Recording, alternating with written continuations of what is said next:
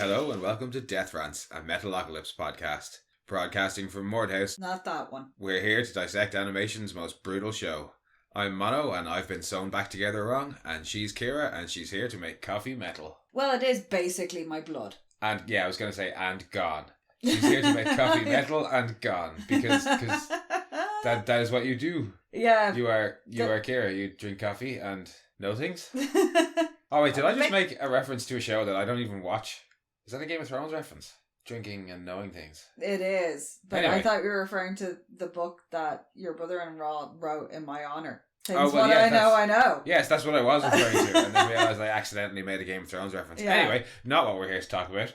We're here to talk about Metalocalypse. Yes. Because it's fucking excellent. Yes, and we just kind of realised that we did pirate the shit out of it when we watched it originally. Yeah, so... not surprising because we're very anti-paying for anything. Well, no, like we own every season of this on DVD. And actually most of the albums. Yeah, like I'm more than happy to pay for this show. It's just that we realised that we must have pirated it because a little bit of history, first about our interactions with the show and then the show itself, I suppose. But yeah, we first saw this show in 2006 and I thought, oh yeah, it must have been when it came out. Because we saw the first episode and we loved it. Like, we're big metalheads and just fucking loved the first episode. Adult Swim style humour at the time, very much. It came out in 2006, so we would already have been watching some of the earlier Adult Swim stuff. At that point. You're obsessed with Space Ghost Coast to Coast, which was... Well, that would have been the first thing I saw, yeah. And then, like, in college, just came across Adult Swim stuff and was like, this is all great. Like, it's just pure stoner material. And... C-Lab 2021. All I can remember is knowing this show was coming out. I don't remember, like, what the advertising was or anything like that. I just remember being aware of this show going to be coming out. There was some show about a metal band. Oh my god, it was probably on Mikado. It probably was on a message board. So anyway, watched it, loved it, and then went to a metal festival in Germany called Wacken, and they had the German, what I thought was the German premiere of the show at this metal festival, where they had it Good on place to have it. Yeah, they had it on big screens and they played it in German. And I know for certain we had seen the show because we had known it so well that we watched it in German and knew exactly what was going on. Because we were translating for the group of people we had met. Because we saw Not German people, because they understood fine. But yeah, a group of other Irish and English people that we were hanging out. Seen the show. Yeah, and we were like, you have to watch this, and then we were actually telling them the lines. Yeah, so that's what I thought happened. And then when I went to start researching the show in more detail for this, I realised that the world premiere was the 6th of August. And that the only earlier premiere of any kind of that was on Adult Swim's website on their like very early video on demand kind of streaming type thing. Yeah. On the 4th of August. So somebody ripped that. So we went to the festival on the 3rd of August, having watched it a bunch of times already. So yeah, we must have gotten a leaked version. We definitely got a leaked version. Sorry to the producers of the show, but I mean, we absolutely love it and have bought a whole load of it since. So, I mean, that balances out, right? A couple of years later, at that same festival, I got to see Campbell Corpse. And he was wearing a Death Clock Tour t-shirt. Yes, he was wearing it. Yeah, that's right. I had to wake you up. No, I wasn't awake. Or sorry, I wasn't asleep. I was just lying down on the ground. You were watching absolutely off my face, just staring at the stars, listening to... Because Wacken always coincides with the Palisades meteor showers, so some nights when you're watching bands, there is a meteor shower going on overhead. It's really cool. Yes. Anyway, this is supposed to be a shorter podcast. So, onto the show's history. It was developed back in kind of 2005. Brendan Small had... Home Movies. Yeah, had finished Home Movies, which I also used to watch and never realised until after the fact that the shows were created by the same dude. Home Movies is also excellent. But when you finished up on that, he was kind of pitching a few other random shows, and so was Tommy Blacka. Yeah. And the two of them came up with they were going to a bunch of metal shows and came up with the idea for this show of a band that were bigger than the Beatles and like just super insanely famous and just their exploits, and pitched that. And John Schnepp did a lot of the original character designs. He's also the director of this episode. Yeah, he's also clearly a massive metalhead because they had to change some of the character designs because they too closely resembled the musicians they were based on. Yeah. Some of them are still pretty fucking obvious. Yeah. So, I mean, Nathan is... Corpse Grinder. Good old George Fisher. Yeah, Pickles is Devin Townsend. They're probably the two most obvious ones. Yeah. fucking Murderface is Geezer Butler. Yeah. Skritskar is Ingwe Malmsteen. And Toki is, nobody's really 100% sure who exactly Toki is. Some people say Michael Akerfeld from Opeth. Yeah. I saw another suggestion that I thought was pretty good as well, but now I can't remember what it is. Yeah, Toki's so funny because Toki's just kind of there. Yeah, well, that's kind of the thing. Like, yeah, he plays second fiddle to Skritskar. Well, he plays like what, rhythm guitar? Yeah, he's rhythm guitar. Yeah. And Skritskar is lead guitar. Oh yeah, but back to kind of the creative team. So yeah, writer and creators of the show, Brendan Small and Tommy Blacka. Director and apparently character design was John Schnepp, and art director for the episode is Antonio Canobio. I think he does an awful lot. Name. I recognise that name. I'm pretty sure just from watching the show, I see that name a lot. I'm pretty sure he's art director for the entire series. That's a great name. It is a great name. As a fun crossover, he was an art director on Diabolical. Because that was Titmouse too. Yeah. Sorry, I keep forgetting that's the name of the production company and it makes me laugh every fucking time. You know the way the animation style of the show is quite minimalist in some ways. Yeah. Like, there's not a whole lot of movement and stuff going on when it's just them talking. That was Brendan Small. There was another Adult Swim show. I think it was... I can't remember what show it was. But it was one of the ones that the Tim and Eric guys made. Yes. Not that one, but one of their other ones, I think. Brendan Small asked them, he was like, that show must be made on a tight budget, and we want to make this on a tight budget, so how did you guys do it? And they were like, well, we make it for 110,000 an episode. So he went to Titmouse and said, hey, can you make Metalocalypse the way I want to make it? Here's my vision. Can you make it for less than 110,000? And they said, sure, no problem. We can make it for $109,009. He did Laser Baby's Day Out. Oh, that was great episode. Great episode. But a nice tie into our very first podcast, Monorants the Boys. But yeah, so that's kind of creative stuff. Yeah. And somewhere along the way they picked up Mark Hamill. Yeah, because you're... he's like he's in this episode. Yeah. And then but he does become kind of like core cast as well. Oh, he is a core cast, but I'm saying he's in this episode, but not in this episode, but later becomes a core cast and also a member of the Tribunal is Malcolm McDowell. Yes. Wonderful Malcolm McDowell. But as this is technically a Monorants podcast, we can't get away without doing a summary. Yeah. So, a summary for Season 1, Episode 1 of of Metalocalypse, and the episode is called The Curse of Deathclock. After dominating the entire coffee industry with one single performance of a jingle, death metal supergroup Deathclock must contend with their biggest challenge yet, feeding themselves because they accidentally killed their chef. Yeah, Deathclock staff are kind of like this episode, and in a weird way, it's one of the things that kind of made us start. I never finished that sentence. Spinal Tap drummers.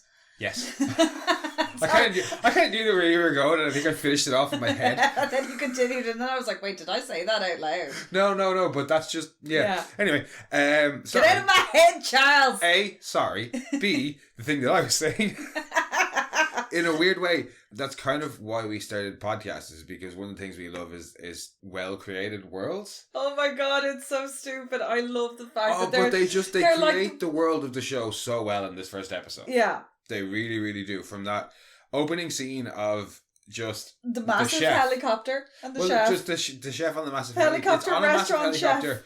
A very worried chef, and like approaches these guys who are sat at a big throne room. Table and very threatening, and immediately tell him how his predecessors died horribly in a hovercraft accident. And then just repeated pronunciation thing of hovercraft, and just as the episode goes on through the various scenes, it just expands upon the world of the show quite well through the kind of news about them playing the gig, and how far people will go to see them perform, even a tiny amount, to the actual concert itself and what happens in relation to said pain waivers.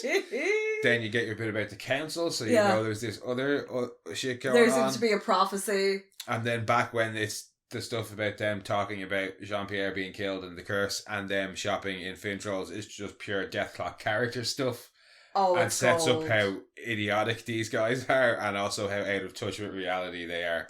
And then they're just final kind of throwaway scene, as they often do in the show. It's just a perfect first episode for a show, I really think. Yeah, I love the "we never drink" gag at the start. We never drink before a show. Well, I'll have a little drink. Me too. Me too. I've been drinking all day. I'm drunk right now. And then the news being kind of the next scene. I just love it's not afraid to take the piss out of metal fans itself. Later down the line, it just starts to poke fun at different. It expands out and has a go at everybody. Yeah, no, it does, but it just in this first episode. But it is very much taking the piss out of not just. It's not metal bands. It's people who've gotten to that level of fame and success, then trying to do mundane things. I think what but also the fact that they're really fucking stupid. What we love about this show is also one of the things we love about The Boys and the original comics. It's that the ridicule and the satire comes from a place of absolute love and knowledge of the subject matter, and you can tell. And that is absolutely true of The Boys as well. And it's true of this. Like, Brendan Small and Tommy Black are massive metal fans. You can tell it from all the references that are in there. And it's taking the piss in a very self-aware way. Yeah. Like, it's not like, haha, look at these idiot metalheads. It's not like the fucking Big Bang Theory point and laugh at the nerds with shitty bad jokes that aren't about nerds. This is jokes for and about metalheads from metalheads in the same way that The Boys is jokes about superheroes from a fan of superheroes or fans of superheroes. Deep cut references in there. Oh god, yeah. I'm sure there's some that we won't even get. First scene when they talked about the chef who blew his own head off, and Toki says, "Oh yeah, make a great album cover." Yes, yeah. That's mayhem. Yeah, we're gonna have a whole trivia section. Remember? But it is, and there's gonna be some that we even missed because one that I nearly missed was the whole concert in the Arctic Circle was kind of a reference to Metallica's Coldest Show Ever. Yeah. And I didn't know about that. So we will miss some things. But hey, call us out. Like, I like to learn things. But yeah, I think the core of this episode, as great as the concert is, and that was probably the thing that sold us both on the show, was... them in the food libraries. No. Sorry, the thing that sold us on the show, just before we move on to the food libraries, because that's the meat of the episode. The concert itself was what sold us on the show. It's really good that music. Stage lands. Oh. When that stage lands. And there's a cheer. That drowns out all the screams of horror. It's just... And then the bass starts. And there's another cheer. And you just know it's going to be the best fucking show ever. Not dissect every single joke on every single episode, but this one's just fucking brilliant. That stage because the helicopter comes in and lets the stage off, and it's this big spiky metal box with fucking parachutes release, and it starts floating down, and there's a big X on the ground, and all the fans are lined around it, and it lands right beside the X on a bunch of fans. And you go, that's fucking hilarious. That's so funny. And then the stage opens and flattens a whole load more fans. Oh, and then they start just pouring coffee on people and scalding them alive, and it's excellent.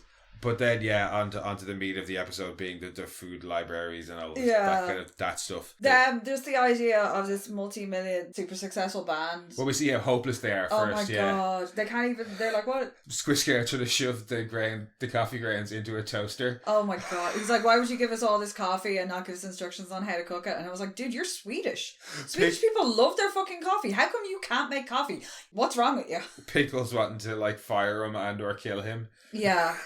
Then Toki having to take to a personal day. Yeah, there's also a dude dying in the background. Yeah. As they talk about their staff being cursed. Yeah.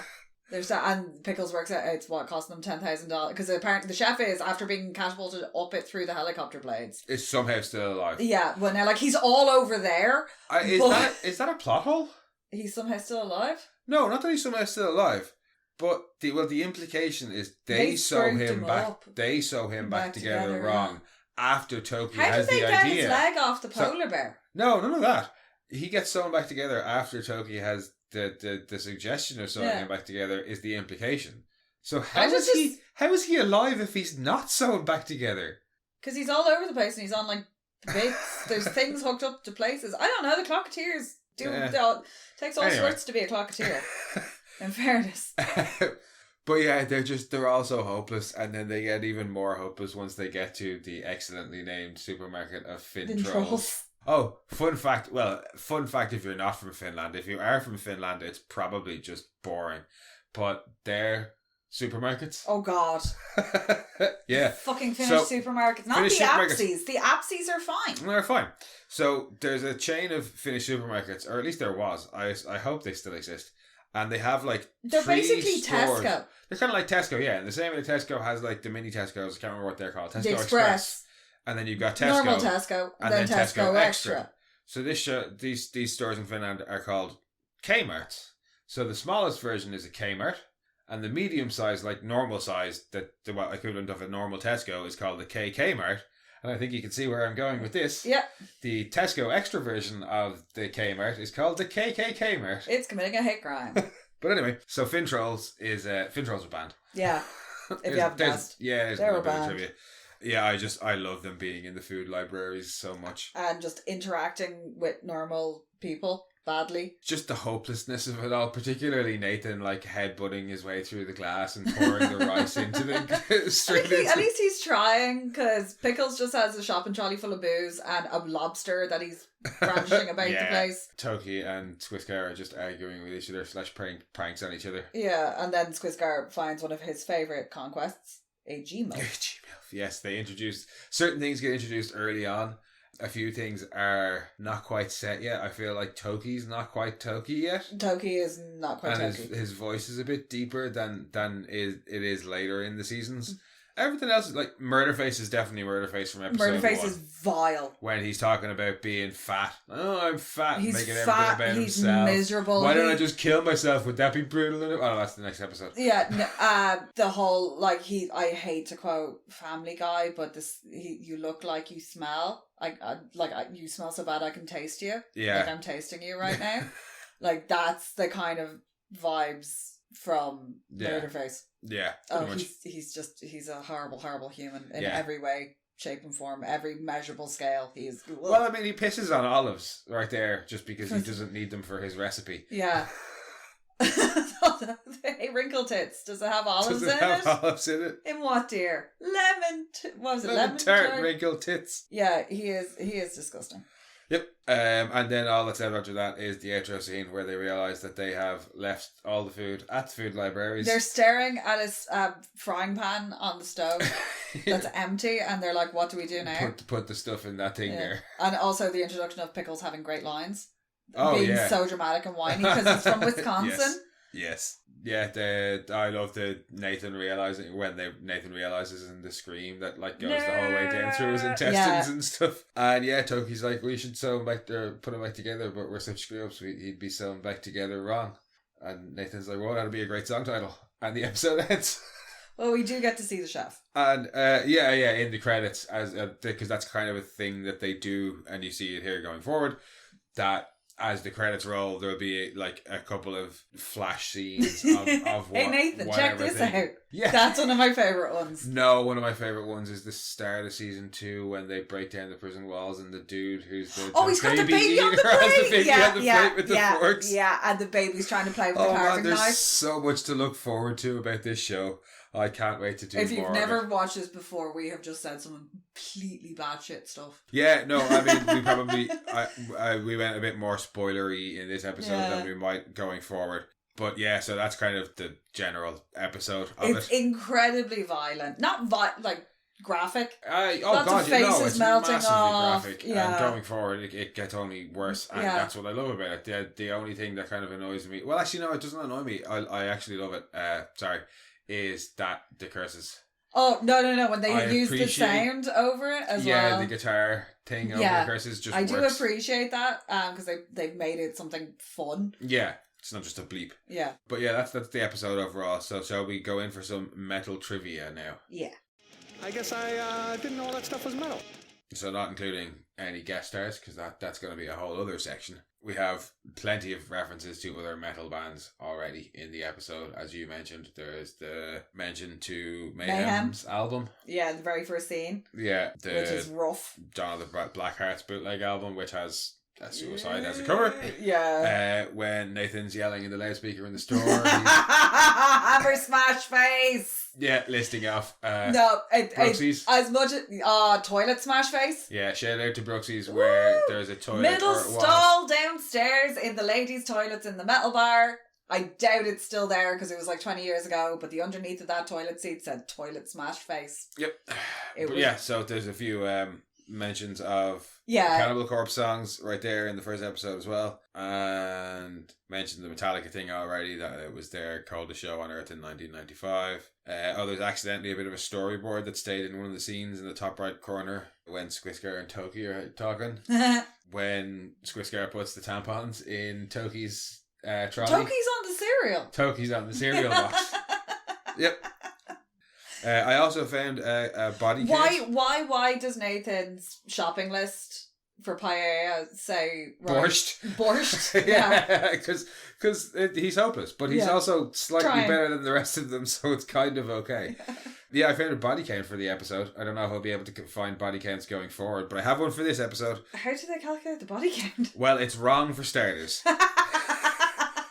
I'm guessing... Well, actually, you could be right, because they're only talking literal on-screen ones, because they say 77 birds shredded by Deathcopter blades. Oh, when they mill through that pack of doves. Well, he says thousands. The guy says thousands. Don't worry, the gears will turn them into somebody counted, because 77 is a very specific number. Much like 51 52 cubes. That Colin Salmon got cut into. Yeah.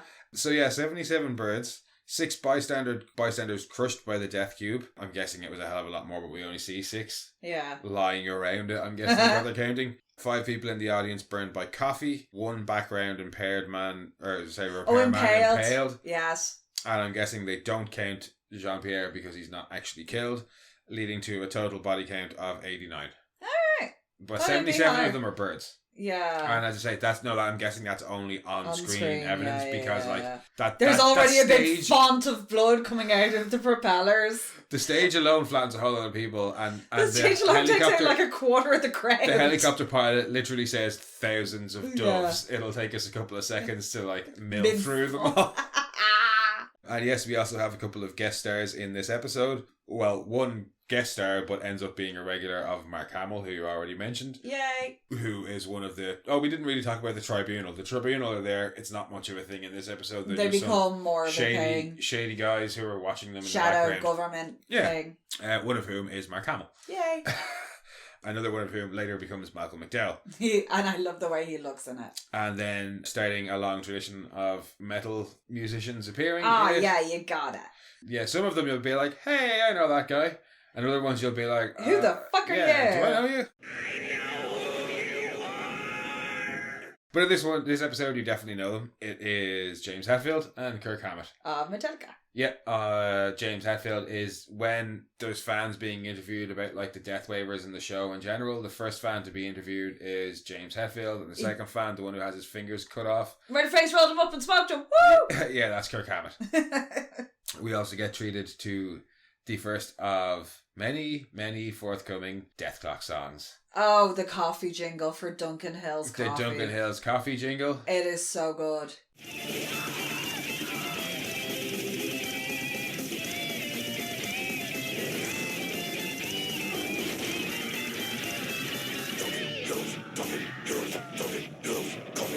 It's excellent, but I prefer Volcano off the Death album too. Yeah. More just because it's a full song. This is literally a 30-second jingle. Yeah, we'll probably include a couple of seconds of any songs when we talk about them. So good. Brendan Small is so stupidly talented. Yeah. Oh, one trivia bit that I missed actually is he plays almost all of it except for the drums. And the guy who plays the drums is insane. I've forgotten his name. The fret animations in the show him are all finger accurate, and they're all recorded off him. Apparently, I don't play guitar, so I don't know, but yeah, I believe it. And I could be wrong, but I feel like the show itself, or certainly aspects of the show, were inspired by there's a special feature on one of the Home Movies seasons DVDs that I got a loan of them years ago, and I can't remember what exactly it's called, but it's some name that sounds kind of like Squiscar Squig Elf. Oh, doing a Master Clan class. But it's like Tundar Rolt Bolt or something like that. And it's called the Advanced Finger Masterclass. Advanced Finger Wizard. And it's Brendan Small in like a wig, like a big blonde wig and denim doing like crazy guitar stuff. And I feel like it's just a very early kind of, you can see the seeds. You can see the seeds of the show anyway, yeah. So yeah, there's some extra bonus trivia for you. And then the other song that's in it is Hatredy.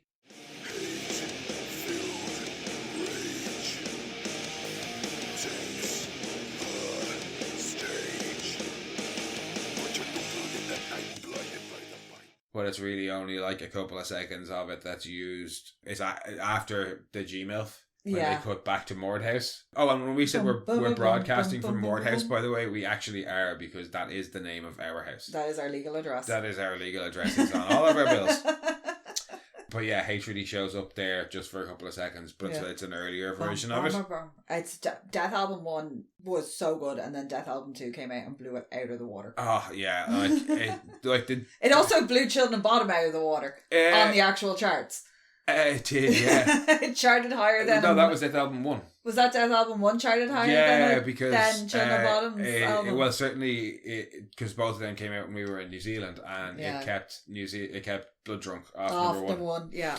And it went into the actual Billboard Top 100 as well, quite high. Yeah, I like it's almost painful how talented Brendan Small is. It is. He's one of those people who's just disgustingly talented. Wrote the show, wrote all the music. Funny fucker. Does the voices, you know what I mean? Plays the song. Probably animates some of the shit as well. I don't know. I'll find out for future episodes. But yeah, it's just painfully talented. They're really and not to downplay the other people on the show, because they're all excellent as well. But yeah, just painfully talented. So just overall then, for the first episode, I'm going to ask you for two things. Mm-hmm. First off is just your overall best moment of the show. That's awesome. That's really awesome. Pickles screaming, I demand you, or I summon you with all the evil that's in me. I command you to rise and needs to make me a sandwich. Yeah. That quote, that Pickles, that is the start of Pickles. For me, coming out with these super dramatic moments, and I love them. It's funny, I almost expected that you were going to pick the same thing as me, and you didn't, but you picked the same thing for the same reason. Yeah. In that I also picked the Pickles moment because I think it's a pure Pickles thing, and I picked the lobster.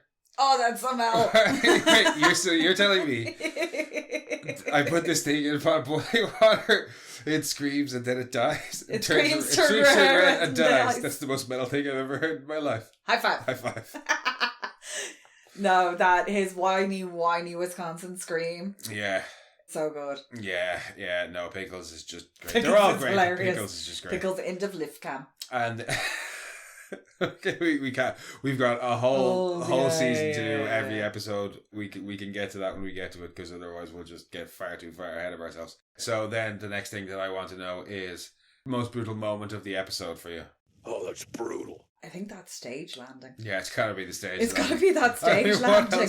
What else could it be in that episode? Like every time I see it, and I know it's coming, and it just stupid giddy joy every time that stage squishes those people. And it's not because it squishes the people; it's because I know the song is coming. There's gorier bits in the episode as well. Like even the chef being sewn back together looks nasty. It's very people getting melted by coffee is pretty bad, but there's just something about the land stage and then the open of the stage. It's almost like it shocks you into laughing at it. Yeah. And it's almost the complete opposite reaction to in The Boys, either in the graphic novel when you basically walked up to me and went, read this, and I got 2 pages in and there's Robin up on the wall and was like, we're buying this. Yeah, again, not to keep relating it to The Boys, but you're right. The pair of them have a lot of intersection in terms of like what we enjoy. Not just that, but it's one of those moments that when you hand somebody The Boys to read for the first time, when you show them the first episode, is going to determine whether or not they read it. Not only that, but when you get to the Robin moment with that person, and when you get to the stage moment in this show with the person you're showing it to them, you're not staring at them. Yeah, exactly. You're not watching the show anymore. You're watching them for their reaction. When the show came out, we were showing it to people who hadn't seen it, and we have a big projector, but I basically stood in the doorway next to the projector, like beside the screen, looking at people going, enjoy this moment. Yep. If you don't, I will be so upset. I will make you leave my house. Yeah. But yeah, that is what that stage is. Yeah, no, it's definitely it's the best, one of the best moments of the show, and it sets the tone brutal. For the entire show. Yeah, that's why I put it as the most brutal, because it really sets the tone. So I think all that's left for it is to do maybe a little bit of a rating and talk about how much zazz this episode has. There are two kinds of shows out there: those with and those without zazz. So will we give it a 1 to 10 or a 1 to 11? This one for an opening show, for an opening episode, I mean, like, it basically, I don't know how many times we watched this, and I don't even think the rest of the season was out. I'll never get tired of this. No. Like, I've watched it about 5 times before recording this. Yeah, I'd happily sit down and watch it again. Get tired of watching this show. No. It's so fucking funny every single... I got a fucking joke in it earlier today because there were subtitles on. Being 10 minutes that I'd never picked up on. Being 10 minutes long probably helps with the rewatchability. Yeah. So yeah, give this episode a rating. Not something that we normally do, but let's give it a shot. Well, it's the very first episode and it hooked everybody, so it's a 10 out of 10. 10 out of 10 for you? I would agree. It's 10 banana stickers. 10 banana stickers? Yeah. Okay, so that's what it's banana stickers going forward. Okay, so I am going to give this episode, if we're talking about the first time I saw it, absolutely, yeah, 100% 10 out of 10 banana stickers. I'd even try and cram in a few extra banana stickers if I could. Now, sitting back and watching it as many times as I have, honestly, I'm going to have to give it a 9 out of 10. Purely because some of the stuff that I 100% love about the show isn't there yet. Toki's not quite Toki yet. Why is Toki so cursed? Yeah, Verdun. I was like, Toki's not that dark. Well, he is and he isn't. But yeah, he tries to be. There's a few bits they just haven't quite worked out yet, and for that reason and that reason alone is the only reason that I'm knocking a banana sticker off the jingle doesn't pull it back for you. No, it's still no. It's like I say, if I was rating it based on the first time I saw it, 100% 10 out of 10, or as many banana stickers as I could squeeze in there. Overall now, or just trying to give a more honest appraisal of it, I'm just going to say 9 out of 10 because there's better to come, and I know there's better to come. But yeah, still fucking excellent. Like, just one of the best animated shows out there. And we love our animated shows. We watch a stupid amount of animated shows. This was probably part of the reason why we ended up watching things like Archer and stuff like that as well. Well, I mean... because we were more open to them. Yeah. Like, in fairness, I was coming home from the pub and watching SpongeBob Oscuelga. Yeah. So, well, I mean, coming home from the pub was how I ended up watching Adult Swim in the first place. Like Robot Chicken and stuff like that. So it was like, hey, this is actually... and Futurama. Adult animation and just animation in general is definitely and it was one of like, our this is something that's in our niche as well, which is nice to have. We like brutal, gory stuff, and we just love everything that Brendan Small and Tommy Blackar are putting down in this episode and in the series at large. Yeah, it's just fucking class. But yeah, I think that about covers it for the first episode. Yes, the Curse of Death Clock. The Curse of Death Clock. Are they cursed? They are not cursed. But I think everybody around them is. I think Toki is. Yeah, we'll talk about that maybe a little bit further in the season. We'll try and keep it like maybe a little bit shorter. This episode was always going to run longer because it was the first episode. There was other shit to talk about. Yeah, you get it. Going forward, it'll probably be a little bit shorter. But thank you very much for joining us for our first episode of DethRants, guys. If you want, for the minute, you will find us on MonoRants handles. So that being MonoRants on Bluesky, Rants Mono on Twitter, and monorants_the_boys on Instagram. And the reason they are also varied is because we have other podcasts, one of which is Monorants The Boys, our original podcast, which is about Amazon's The Boys. And also we have Monorants at the Movies, where we've just talked about over 100 movies that we love. Yep. I will probably have a profile set up for this on Bluesky. If I can get DethRants, I'll get DethRants. We'll see how it goes. It hasn't worked out well for us in the past. Yeah, that's why it's Rants Mono on fucking Twitter. Because somebody else has it. Yeah, somebody doesn't fucking use it. Anyway, so they're the places that you can find us currently, and you can also find us or email us even on monorantspodcast@gmail.com. But yeah, we'll be back next week with the second episode of season 1 of Metalocalypse, and thank you very much for joining us, guys. Chat soon. Slán. Bye.